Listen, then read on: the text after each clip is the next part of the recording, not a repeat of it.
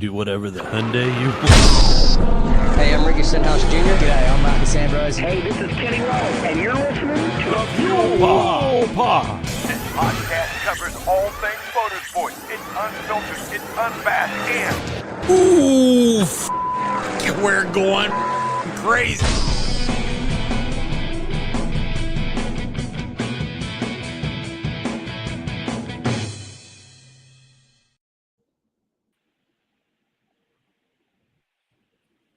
Good evening, everybody. Welcome to episode 69 of the Fuel Pod. Fight your inner 12-year-old to be immature right here. It's episode 69. Get over it. Titled Don't Mess with Texas. There's a reason behind that. We're lucky to have my son on here tonight. Hopefully a regular. Jason, man, welcome to the show again. I know you've been on, but it was such a long time. I think we were in single digits. I think were we? Thank you. Thanks for having me. I think we were. I think it was like episode 6 or 7, maybe. Some early. Yeah. So you and I had an awesome opportunity, and I know try not to go, everybody that does watch, try not to go into congestive heart failure tonight. We are leading with NASCAR. I know that's crazy. I know it's crazy, but there's a lot of reasons for that. Jason and I actually got to attend the Triple Wet Fart Hazy Imperial Dog Shit Stout 500. That's a good this week. I'm just joking. It was the Echo Park Autotrader 400 at Texas Motor Speedway. And huge thank you to Will Payne, who got us media passes for this. And, you know, as a fledgling podcast, only 69 episodes in, it was nice to have those passes and be able to go pretty much wherever the Hyundai we wanted to for the entirety of the race. We went down there Friday, and Jason had to pick his jaw up off the floor because they were doing inspections on the cars and starting them up. So, dude, walk us through that. Talk us about going through the tunnel and talk about it. The tunnel for the first time this young, amazing opportunity. Like you said, thank you, Will Payne, for giving us that. Obviously, we got to do a lot other than just see the cars in person. We got to walk pretty much on pit lane. We walked right past Chase Elliott. We walked right past your guy. Yeah, Tyler Reddick. We got to walk in the media room, AC on a hot day like that. 100 degrees outside. So got to walk in the AC at a NASCAR race. Was pretty nice. I didn't get a chance to go through the garages. We got there a little later than we wanted to, but yeah, everything. I mean, it was a great opportunity, great time. And I think one thing that made it cool too is this was our time to see what we could and couldn't do, which it seemed to be like we really couldn't do much. We weren't really restricted. Yeah. I know I hopped over the pit wall at one point, and I was like, okay, so this worked.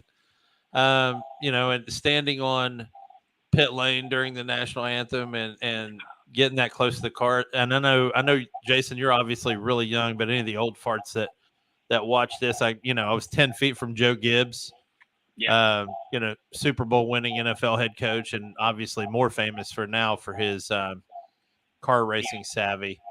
Does he own a team now? Yeah, he's owned a team for years and years. He was the one of the brave ones that made the switch to Toyota back in the day. I think his first few drivers were Tony Stewart and he brought in, I think, either Denny or Joey Logano, maybe both. So don't quote me on that, but I mean, I know he had Smoke on his team for quite some time, at least during the transition from to Toyota. Yeah.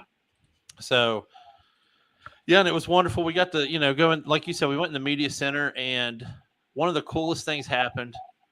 So, again, Jason is hold on just a second. Hold on just a second. So we're in the media center, and it's probably stage 3, I think. And we walk in, and of course I am older. So, I look at Jason, I go, you know who that is? And they were sitting right out in front of us. And it was Kyle Petty and Brad Daugherty. And, it was kind of cool. Even outside of racing, like I watched Brad Daugherty playing basketball when I was a kid in the I call it the Jordan era because I'm a huge Jordan fan. But Brad Daugherty was one of those guys that was just severely underrated. I feel like, and he was always good for 18 to 20 points and double digits on rebounds. And obviously, he owns a race team now, and he's part of one of the broadcast teams. So it was so cool to see him there. And then, of course, Kyle Petty. And I've always been the same way when it comes to like celebrities because these guys are regular people too, and you could tell they were in there just relaxing outside because it was 104 degrees at that point, and they're in there just chilling out. And you and I are talking racing. I think at one point we were talking clean air and dirty air, and then we were talking Dave Blaney gets a penalty for entering the pit lane too fast. And I'm like, I couldn't remember if it was a stop and go, but I was pretty sure it was a pass through. So Kyle Petty and them they get up to go do their broadcast, and he spins around, looks right at me, and just starts talking to me like I ran into him on the street. And we talked about that, and he let me know that under green that was definitely a drive through. Um, and then of course I took the opportunity to ask him about playoff math because it's so confusing sometimes. And you take a guy like Bubba Wallace, and we're going to talk about the race here in a minute, but take a guy like Bubba Wallace who was on the bubble going into the race and still left on the bubble. And you got to he led 90 laps, right? Yeah. So didn't win any of the stages. That probably would have helped him. I think he needed 104 points. And I'm like, how is that possible that a guy leads 90 laps and he's still in the playoff bubble? And Kyle's like, well, it's the same two or three guys are getting first through third every time, so he's going to have to get first or second for that number to increase and get him off the bubble. And and he went in more detail on it, but it was so cool. Basically, gave it to me in layman's terms, which was nice. And so, big shout out to him. I hope he. That was a really cool 10-minute moment right there. Yeah, you were just kind of sitting there. I was like, "Are you going to say anything? You're just going to sit there and drool." I didn't say a word. Not a word. So, anyway, what was your favorite moment of the race before we actually talk about it? Favorite moment? I gotta be honest. Driving through the tunnel. I mean, I've had my license for under a year, so driving through a NASCAR tunnel, to the infield. I mean, that's basically a bucket list goal. Like, that's that was a pretty good moment. So, man, that was definitely cool, and I was. It was really weird. I really mostly enjoyed my day just watching your reactions to stuff, which I thought was neat because so many things you're experiencing for the first time. And so, driving through the tunnel into the infield and walking around on pit lane and doing that stuff. So I think that's really cool. And I think you see the evolution from the different levels of racing that you've been a part of throughout your life. And just the difference, last year we went to the Andes Frozen Custard 300, the Saturday race. And the difference in environment, I don't know what you thought, but just the difference in environment from that. Completely different environment. Yeah, to NASCAR playoffs. Yeah, crazy. It was, insane. The amount of people that were, it was way bigger attendance.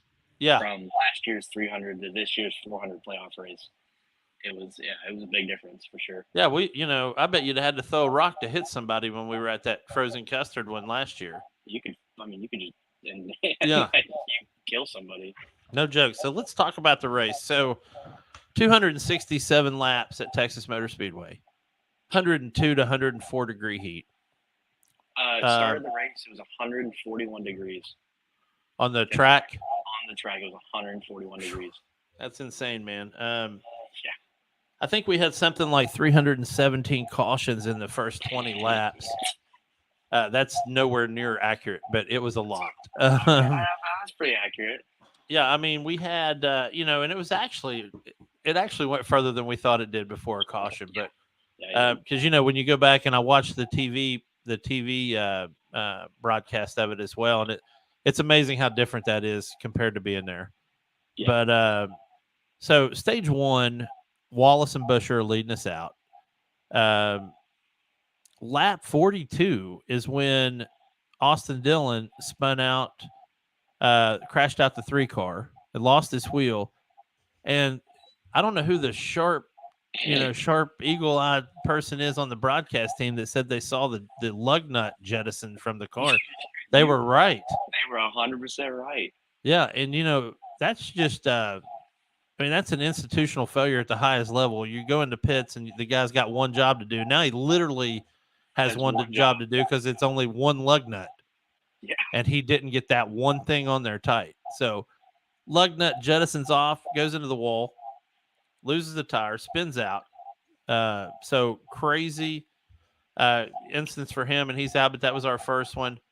Not many laps later. I think it was like 15, 20 laps later. Yeah, it was like Amarola and Bowman spun out, and it was in turn 2. And both of these instances were turn 2, and they were talking about how slick as shit turn 2 was anyway.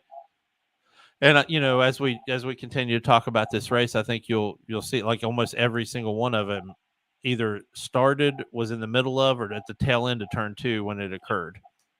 So lap 74, yeah, and you're right. Darty did wear number 43 because his favorite sports person was ding ding ding Richard Petty. So anyway, Busch spins out in lap 74 on stage 1, and this was a funny, because you leave it up to Kyle Busch, like him or hate him, and I'm not on the like side at all. The guy did 3/4 of a lap in reverse into the pits. I mean, seriously, it was Ricky Bobby style. I mean, he literally just went in reverse. I thought he was gonna. Here's what I'm thinking because it's Kyle Busch. If it was anybody else, I wouldn't think this, but I thought he's gonna back down the pit lane. When he gets to that infield grass, he's just going to back out in there and tear the grass up because that's Kyle Busch to a T. I was wrong. He backed straight to his pit box in reverse.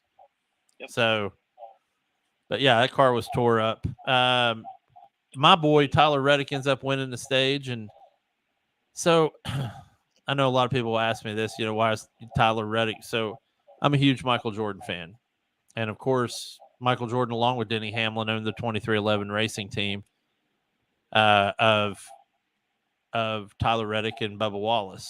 And even though Jordan, I don't know if you even thought about this, Jason, but both of those cars are Jordan's 2 jersey numbers from basketball.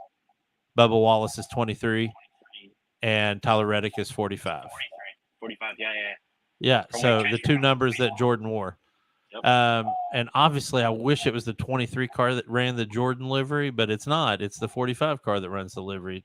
Bubba either runs mostly DoorDash or McDonald's or Columbia PFG, which they're great looking cars. I just, that Jordan livery on those Tyler Reddick cars is just legit. And plus, on top of that, who knew? He's an excellent driver, man. So he wins stage 1. A lot of that was because he didn't pit. But, whatever, win's a win. Win's a win. Yeah. So we move into stage 2. Lap 81, Truex in the Bass Pro Shop 19 spins out, hits the wall. Guess where? Top of turn 2. Yeah, top of turn 2. Yep. Slides down the track.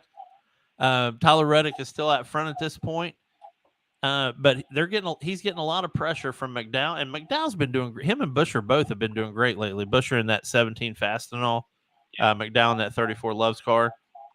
But then later on, we had Corey LaJoie spin out. Everybody hits the pits, and then coming out of there, we had Bubba and Ryan Blaney. So, man, if Chad was on here, he'd be happy. I almost always say Dave Blaney because that's his dad. Yeah. Chad, I got it right. It's Ryan Blaney. He's out there in that Menards, Mustang. So they're out front. But lo and behold, out of nowhere, Kyle Larson, who not a huge fan of, Kyle Larson takes stage 2. So great driver, man. I mean, I'm not going to dispute the fact he's a great driver, but this basically came out of nowhere right there. So then that's when you and I were in stage 3. We pretty much got all of stage 3 from the media center, which had we not done that, we would have never seen Kyle and Kyle Petty and Brad Daugherty. Yeah. or enjoyed some of that fantastic catering meal that we had in there. So that was awesome. All right, so stage 3. Basically, at the beginning of stage 3, we got Kyle Larson in the 5, Eric Jones in the 43, and Denny Hamlin in the number 11 FedEx, pretty much leading us out on stage 3. JJ Yaley spins out with 25 to go. 25, yeah. Yeah, so by the time the caution's over, I think we're at 20 to go, and then it's Larson and Wallace. And then this is, you know what I'm about to talk about. Yeah. So this was crazy to watch. Wallace held that high line. I mean, he did not move. He didn't stutter. He didn't fidget. He didn't slide back and forth. He held that line like I mean, crazy. And if you're watching it live, it could probably be argued that if you saw it live, you'd have thought he came down on Kyle Larson and hit him, and that's what spun Larson out. But when you rewatch it, you couldn't have put a piece of paper between their two cars, but Larson just lost his air and got loose. Back end slides out on him. He spins out, pretty much day over for him. But here's the thing. I think a younger Kyle Larson would have been bitching in the post-race interviews, saying that, Bubba wouldn't let him up, left the track in. He was forcing him down the track and then made contact with him and spun him out. That was the Kyle I knew. That was the Kyle I knew, was when he was arguing about everything. Yeah, if Benny was on here right now, the guy used to do our NASCAR Minute. Yeah, he'd be up in arms in defense of Kyle, but he's not. So I'm going to say, Kyle, you lost your air and you spun out, man. That's the way it goes. So meanwhile, stealthily, like a ninja, William Byron has worked his way with, I don't know, maybe 12 to go, has wormed his way up to like the top 4 or 5 or so. And so has Ross Chastain, which was great. Now, I mean, Chastain ran well all day. I think he was in top 10 pretty much most of the day. But so he's, now he's top 5-ish or whatever. Then there's this big crash, and you and I were right at the track exit from pit lane when this happened. Big crash. It takes out Blaney and Austin Cindric, and I actually have video of Blaney and Cindric's cars leaving pit lane and heading to the garages, which was awesome, by the way. I mean, that I could have reached out and slapped it. Yeah. That's where I took that little video of you standing right there, which was cool. So anyway, that crash happens, and now we've got Wallace and Byron out there, and Wallace got a little bit loose, and Byron took advantage of it and took the lead of the race. Chastain snuck up there, and he took advantage of the Byron move to sneak past Wallace on the other side. So now he's in 2, Wallace is in 3, and then Chris Bell in the Interstate Batteries 20 comes up behind Wallace. So now you got a situation, and we see this in Formula One a lot, but you've got a situation where Wallace has to concentrate on holding his position from Bell, who's trying to take it from him. And when you're on defense like that, you can't be on offense. So he didn't have a chance to get up there and try to sneak in on Chastain or Byron. He had to defend from Bell. And Bell's a hard driver, man. I mean, he's been up front quite a bit lately. So into the race, Lord William Byron wins it with Chastain, and then Wallace in 3rd. So, man, son, thank you for going with me to that, and that was. Thank y'all for inviting me. It was a great time. I really enjoyed it. I could only keep smiles that whole day, just smiles. Yeah. I mean, we took a video. I was sitting right behind the 2311 pit box. So. Yeah. So next weekend we won't be going to this one. I wish we could. I mean, I've been there once, but it was in another life when I lived on the other side of the country. But next weekend is the Who Tastes Grandpa in the Nutbag 400 at Talladega. It's actually the Yellowwood 500 at Talladega, but I like Who Tastes Grandpa in the Nutbag 400 a lot better. Talladega, huge track, obviously, 2.2 miles, I think. Yeah, huge. It's going to favor the guys that like the long straights and do well in a stretch. I'm looking to see who's on the bubble after next week. or who's at that cutoff line that they keep showing. It's gonna be eight, But I'm down to 8 drivers, right? yeah. You got any predictions? Who are you taking for next week? For what? What am I taking? Top Top three? Or am three. I taking Top three for Talladega next week. Well, from what we watched, this last weekend, I think Kyle Larson's going to take the 3. And I have a feeling that Byron's going to come back and take 1 or 2. And right there in the middle, I couldn't really tell you, but it's either going to be the 23 of Bo Wallace or your guy, the 45 car, Tyler Reddick. Tyler Reddick. Couldn't get the name, can't get it in my head, but yes. I'm gonna pick my predictions. Top 3 is all of my least favorite current NASCAR drivers. You ready for this? Kyle Busch, Kyle Larson, Keselowski. My 3 least favorite, and I think they'll be 1, 2, 3 at Talladega next week. Really? Yeah. So I'm going Busch, Larson, Keselowski. Which is funny because, Busch and Keselowski can't stand each other either. So here we are. Yeah. All right, man. So that's it for NASCAR. And let's move on to Formula One. And, so we had hot weather for the NASCAR race, but for the Formula One race, we had to stay up till the ass crack of dawn to watch because it started at midnight on Saturday night. And then we had to leave the next morning to go to Texas Motor Speedway. Yeah. So the race in Japan, always one of my favorites. A lot of drivers love that race. Fernando Alonso, it's probably his absolute favorite place to be.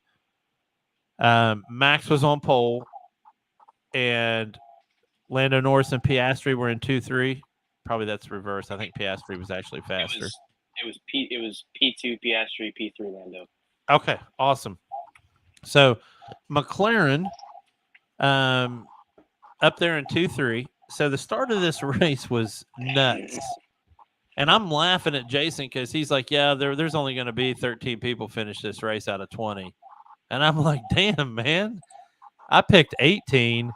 And I thought he was, smoking something because I was like, there's no way it's going to be that many people fall out of this race. But at the very beginning, Max is getting sandwiched by McLaren, and he's like jigging back and forth until he gets out in front.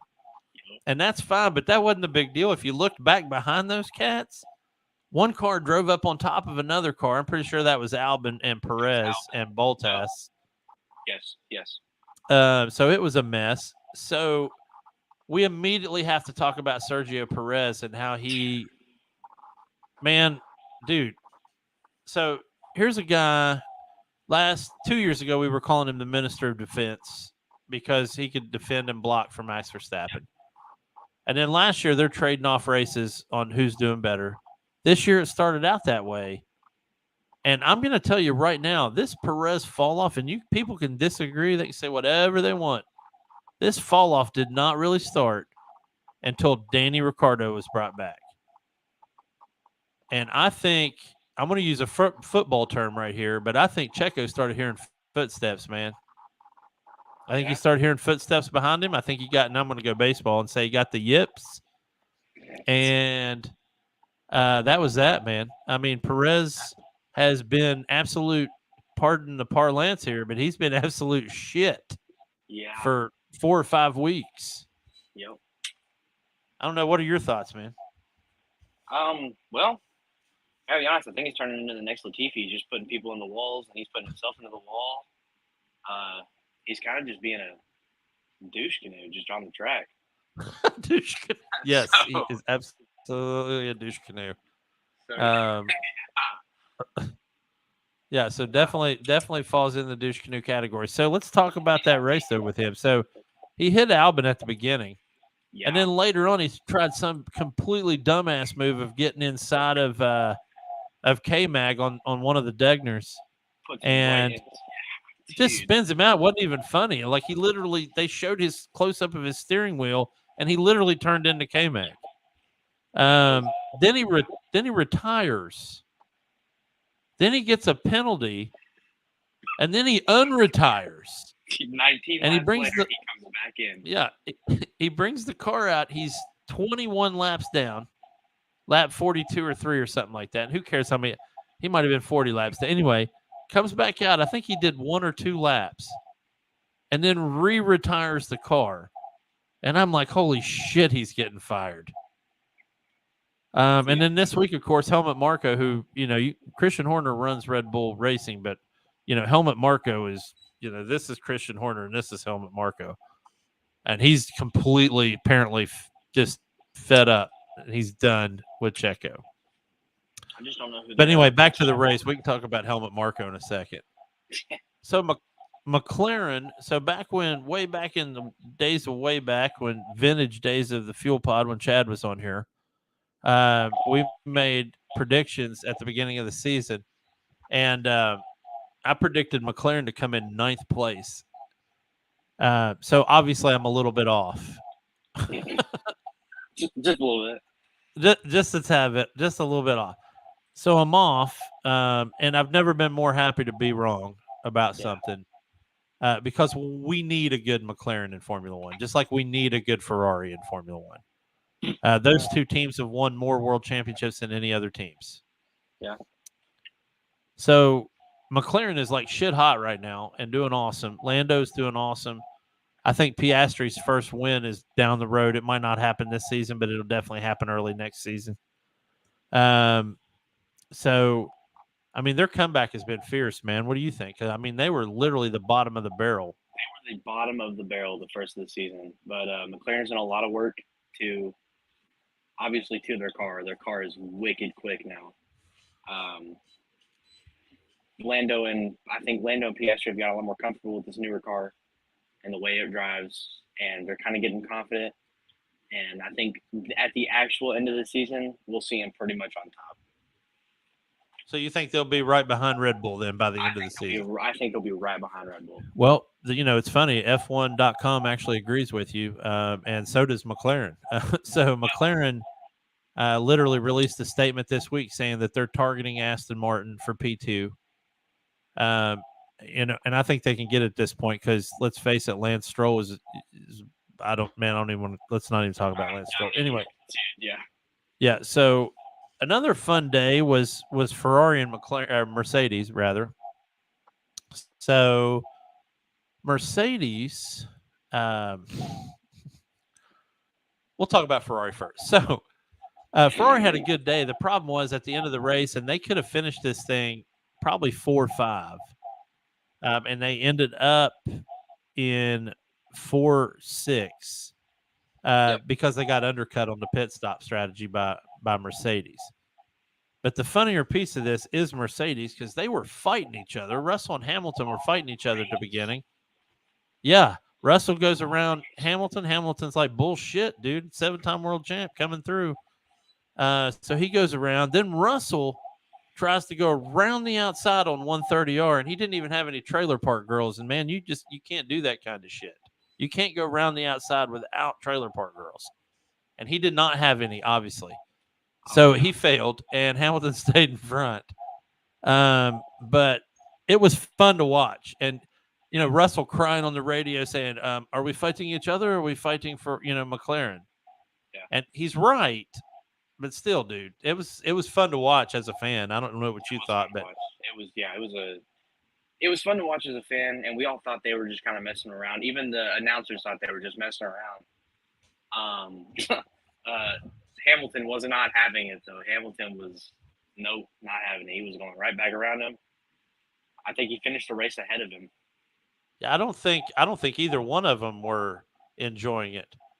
Because Russell was a crybaby and Hamilton was like, what the hell are we doing? What is going on? Yeah. And obviously, if you're a team principal, it'll drive you crazy because you don't want both of your cars getting wrecked out and both of them having 0 chance at points. Yeah. And, of course, they ended up with both cars in the points, so that's good for them. Yeah. I just made this statement right here, and I'm just going to say it. Logan Sargent is effing done. Indeed. Oh my God. I'll be surprised if he shows up at the race in Qatar. which is October 9th, I think. So, yeah, I don't, dude. And, I want, again, and I've said it more than once, but he's an American driver and I want him to do well, and it sucks. But, dude, he's terrible. I mean, let's So just, if it walks like a duck and it quacks like a duck, dude, it's a bad. It's duck. a dud. And Yeah. he's terrible. Yeah. It's. I don't think he's got another season in him. I think he's going to be done next season for sure. Well, Nick DeVries got fired, and he just got announced this week that he's going to be running Formula E, which is good. I want these guys to find spots somewhere. Yeah. But they need to find a spot where they can succeed or at least have a chance to. Yeah. Logan Sargent has zero shot in hell of doing anything in Formula One. Zero. So, that's where we are with that. Yuki, so this was Yuki Tsunoda's home race, and I'm kind of a closet Yuki fan. And he couldn't beat his own teammate. Now, Liam Lawson is his proxy teammate right now because Daniel Ricciardo is just still having his cybernetic implants installed in his hand. Yeah. But it was announced right before the race, and I didn't even know this before the race, but it was announced right before the race that Yuki and Daniel had gotten their contracts with AlphaTauri. They're going to be running again. I think that set Liam Lawson off a little bit, so I think he was driving a little bit pissed off. Yeah. Well, I mean, dude, he come out of the gate and he's 10th or 11th fastest on the grid. I mean, he's got a legitimate beef. So yeah, just to get told that we're signing the other two, not you, right before your race is it's a big deal. So here's I don't think you have Danny Rick Homer syndrome like some of the rest of us do, but so who do you think deserves that seat? Those two seats, both of those seats, out of those three drivers. I think Yuki deserves it for sure. Okay. I gotta say Danny Rick. I want to see him back in a car. I want to see him back for a full season in a car. Here's my thing, though, dude. Checo's going to get fired for sure. Who goes to Red Bull? I'm going to put you on the spot right now. Put you on the record. I think Danny Rick would go back, but I also don't think he's I don't think he's mean enough to just completely forget that contract. Though he loved, Red Bull's lead. He loved being at Red Bull. Once Max got there, it changed up for him. Yeah. Max ruined his seat in Red Bull for sure. So I have a feeling Danny would go back, but I also don't know I don't think that's going to happen. I think he's going to stay with AlphaTauri. It's under Red Bull. I think he'll be fine, AlphaTauri. And dude, I think that's a very wise train of thought because I don't think Christian Horner. He loves Danny, but I don't think he'll take him back. I think Christian Horner likes young talent, and I think Liam Lawson's going to get Checo's seat. So, and it's not like I'm making a startling revelation here. There's probably 30,000 F1 fans that think that Liam Lawson's going to get Checo's seat, but. I definitely don't think he'll take Danny back. Danny's 34 years old, man. That's senior citizen status in F1. So, here we are. And then last but not least, obviously we're the DNFs this weekend since you called them.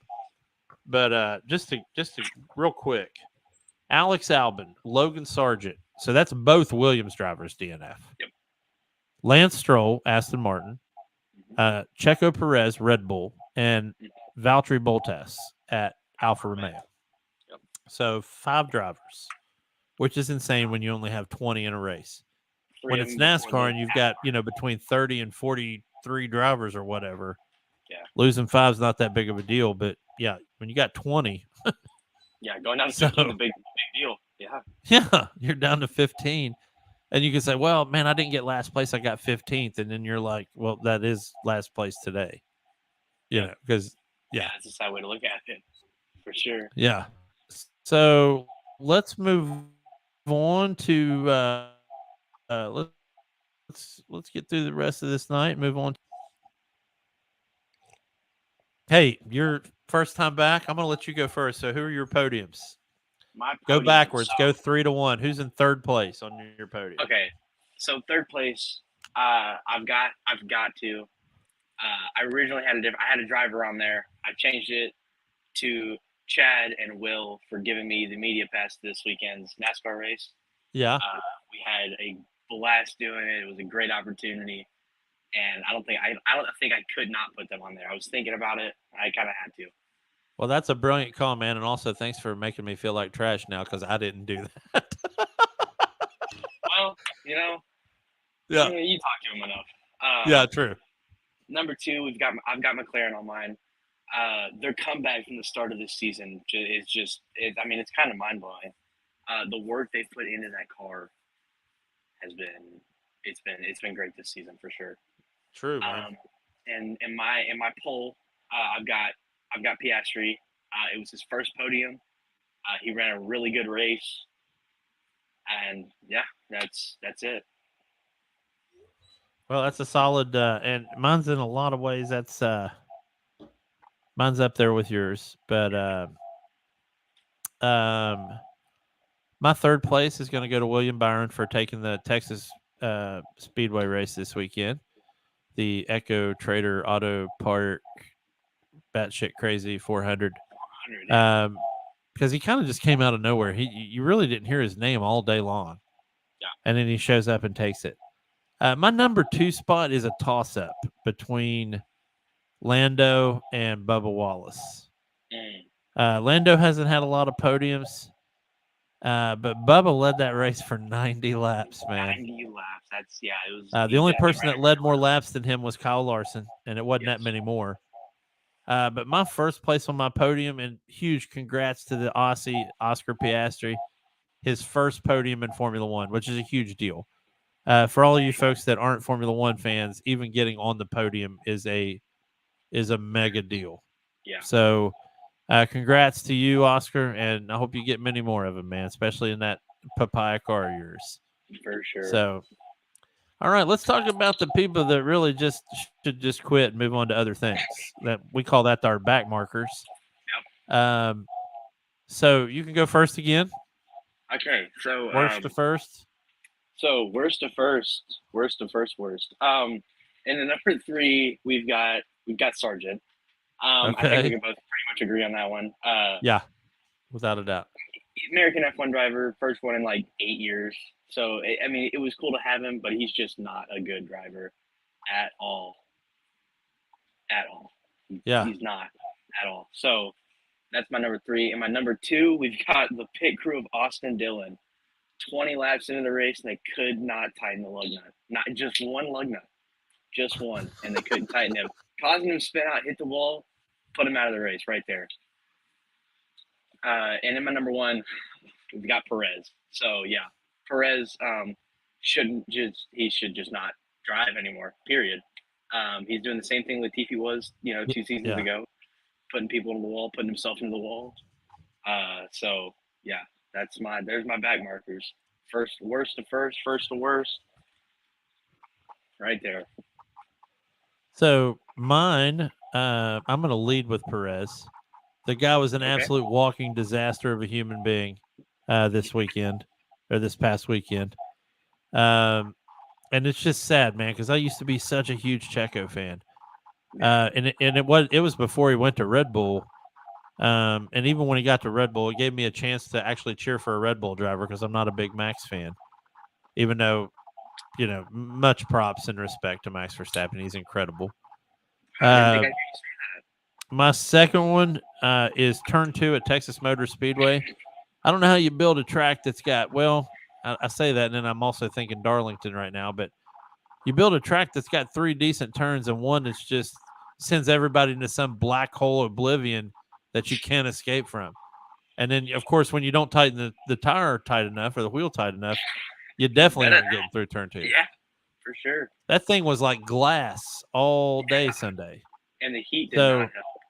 No, the heat didn't help, and that's where the sun was coming into the track right down on that turn, so it was just nasty. And then last but not least, because he pisses me off weekend where he doesn't learn from his mistakes, is our American Formula One driver Logan Sargent. Dude, buddy, instead of taking the pressure you've got and letting it fold you, man, you've got to find a way to shine and stand out, and you need to be patient. And I would literally concentrate on finishing a race. Because when I do my Let's Play predictions every week, one of the questions it says is who will be the first car to retire, and I pick you every week because that's where the good money is on that. Now you weren't the first one this week, but 99% of the time you're the first one. Yep. So I mean, if you're the odds-on favorite for first person to retire, that's probably not where you want to be in Formula One. Yeah. So that being said, Formula One is at Qatar on October 9th, I think. I think it's October 9th. It's a couple weeks from now. Yeah. Let me look at my calendar real quick. Is it 2 weeks from now? It should be 2 weeks. Yeah. So no, it'd be October 8th. Okay. So, anywho, Formula One's there, and then we'll start to make that, dude. And I'm excited about it. We'll be making that North American swing / South, a little bit of South America. Because we've got COTA, and we've got Mexico, and we've got Brazil, and then we've got Vegas. Yeah, that's gonna be a good one. Yeah, that's gonna be legit. That'll be another midnight race. Yeah, because they're running down the strip, so that'll be another late night Saturday race, and then of course capping off the season at where they always do at Abu Dhabi. I can't wait. Yeah, so looking forward to that. NASCAR's at the Dega this weekend, so make sure if you get a chance, watch that on Peacock or NBC or USA. That should be an interesting, entertaining race. We're starting to get tight on the playoffs. Speaking of Texas Motor Speedway, IndyCar released their schedule this past week, and Texas Motor Speedway is not on it. Really? Yeah, shocker. Wow. So we don't get to go to Texas Motor Speedway for IndyCar this year, which kind of sucks. That does kind of blow. On an upside note, at Circuit of the Americas at COTA, World Endurance Championships is coming there this year for the upcoming season, and it's September 1st of 24. So you literally have a year, to plan for it. I was talking to Mikey today about that and wanting to try to get press passes for that and be down there for a World Endurance and see the Ferraris and Porsches and BMWs and that'd be sweet. Cadillac, Corvette, all that. Should be interesting. So, folks, thank you very much for being a part of the Fuel Pod tonight. We'll be back next week for episode 70, and we'll talk about Talladega, and we'll talk about doing our preview for the Formula One race at Qatar as we start to round out the rest of the Formula One season as well. Might have a little bit of rally for you. They're in Chile this weekend, and it looks fun. I watched the shakedown laps today, and it looked like a really good time. So, and then hopefully at some point we'll bring Mikey into this show, and he can become our endurance rally guy, which would be nice. And I can just sit here and bounce off of him. But thank you all very much. Have a great rest of your week. Be safe. Enjoy the motorsports weekend. And we'll see y'all later from the Fuel Pod. Thank you, Jason. Thank you very much, son. Love you, buddy. Love you. Bye.